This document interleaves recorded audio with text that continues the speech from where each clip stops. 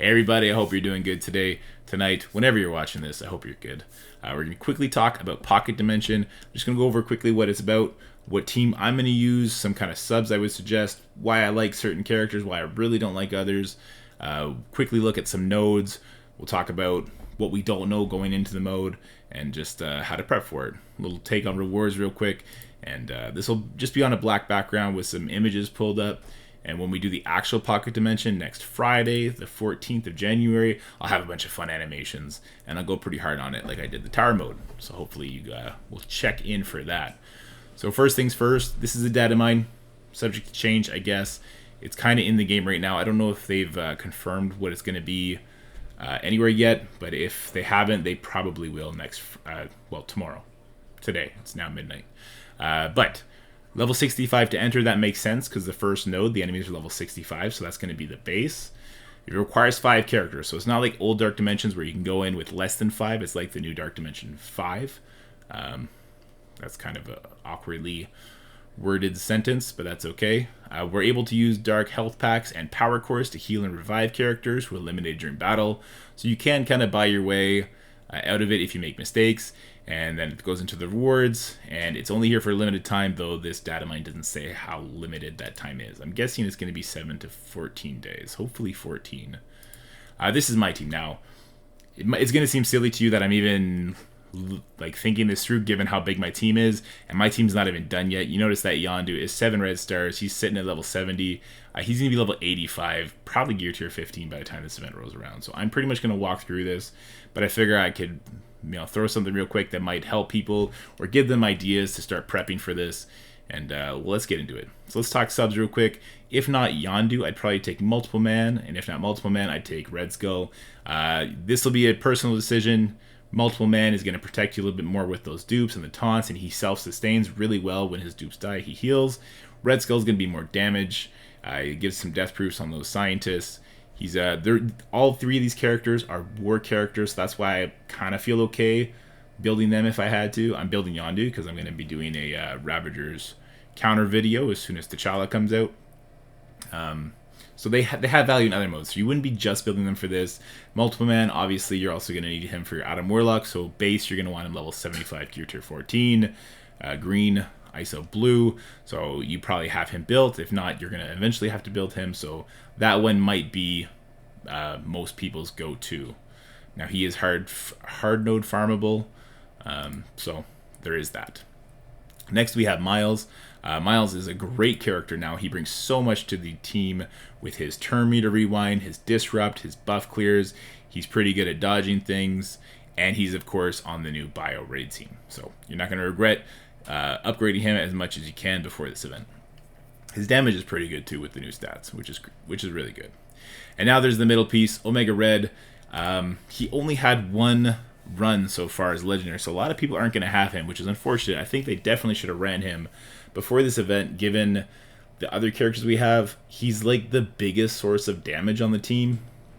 He's going to trivialize the last node for a lot of people. For me specifically, he's definitely going to trivialize that last node, and it kind of sucks not everyone's going to have him. But if you don't have him, you should have Scarlet Spider. You're going to unlock him from the Fresh Horizons event.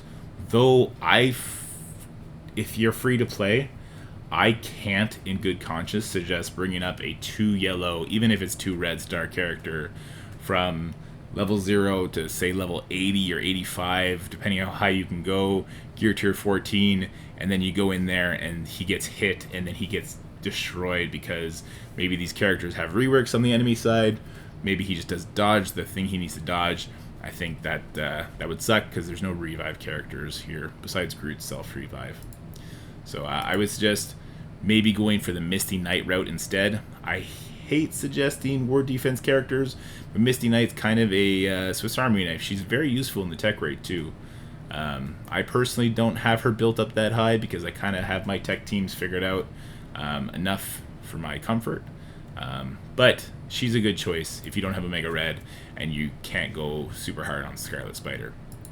Now these 5 characters I really don't like for this.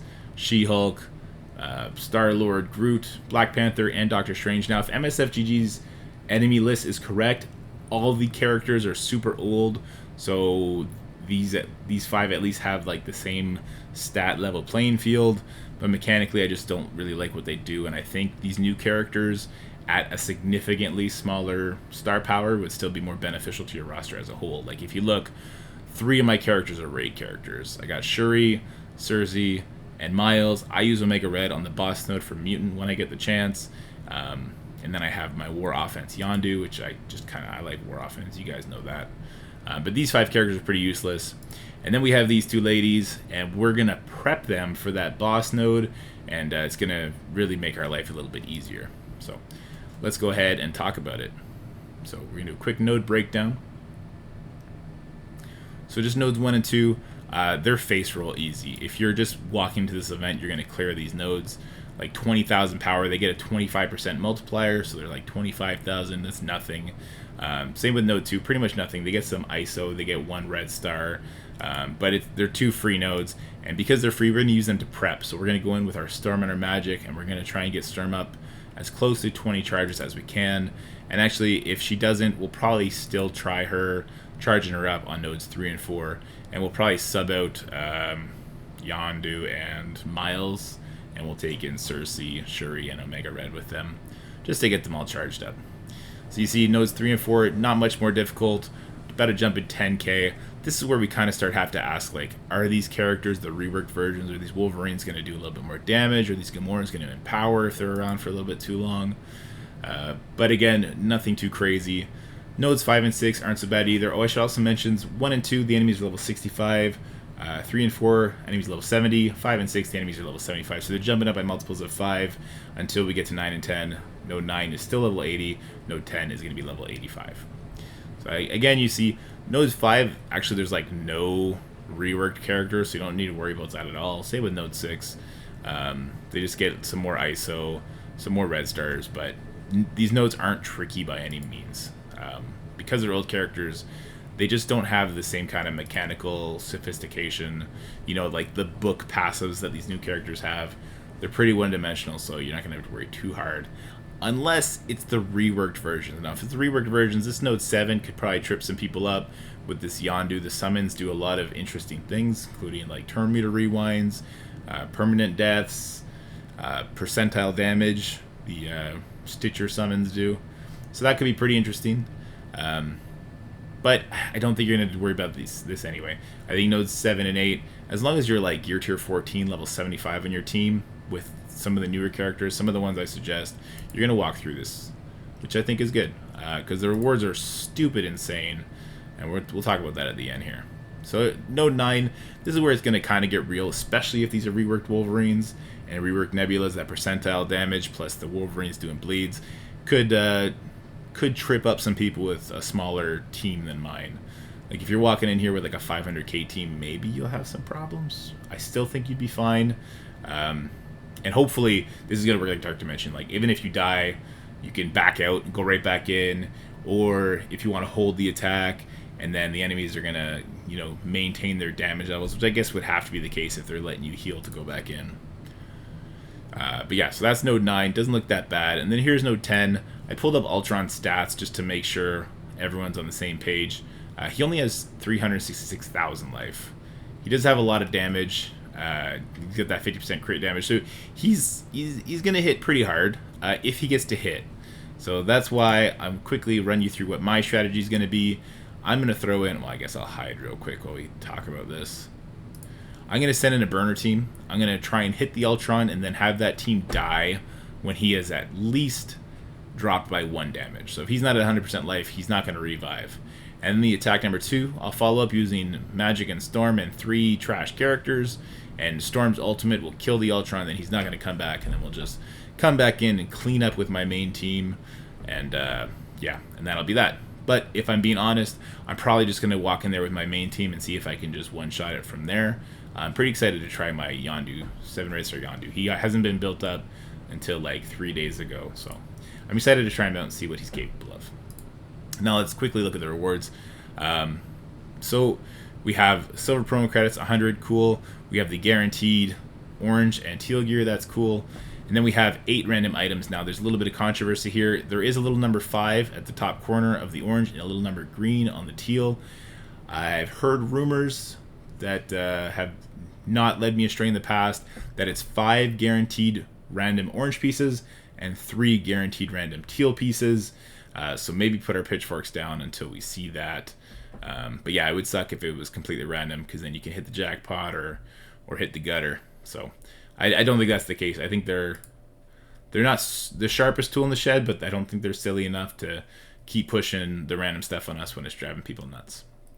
And then we have the second run. So you're going to have to get through the first run. You're going to have to be able to beat that Ultron team to get the super amazing rewards. Now, when I say super amazing rewards, I'm talking these 150 gold promo credits. This isn't a character release method. This is a gold promo release method, and I'm all for it. Now, because they're super stingy on Scarlet Spider, I'm no longer aiming for 6 yellow stars on Spider Punk or Scarlet Spider, so they kind of nipped themselves in the butt on that one. If you're going to be too stingy on this, I'm not going to be buying extra offers to try and offset you being stingy. I'll just take what you give me and go from there. And again, 8 random pieces, 5 gold, 3 teal, a bunch of this guaranteed stuff. The rewards are really good. So just a couple questions that I have about this event. So do the enemies have reworks? And how long is it going to run?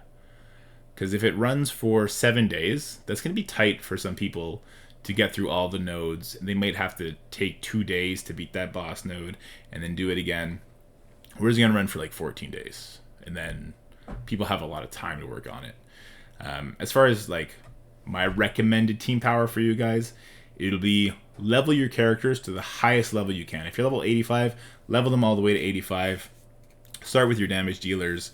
But as a base, get everybody to at least 80. And then from, level them from all to 80, and then say your Miles, your Omega Red, or your Scarlet Spider, then take those from 80 as close to 85 as you can. That's going to help you get through this pretty quickly. And gear tier 14 minimum. And the third question, how is Tandomac going to win this? We all get to start at the same time. Did Scopely make a Dark Dimension just so Tando couldn't win? Or couldn't let somebody else win? I think that's a pretty funny idea. So as always, guys, if you like this video, please like and subscribe. I know it wasn't as lively as the other stuff I do, but when we do the event itself, I'm going to get really hyped for it. I love these new things. It's always very fun and exciting. And of course, we'll throw some more fun animations of this. This was pretty bland, just a bunch of text pulling up on the screen and me talking about it.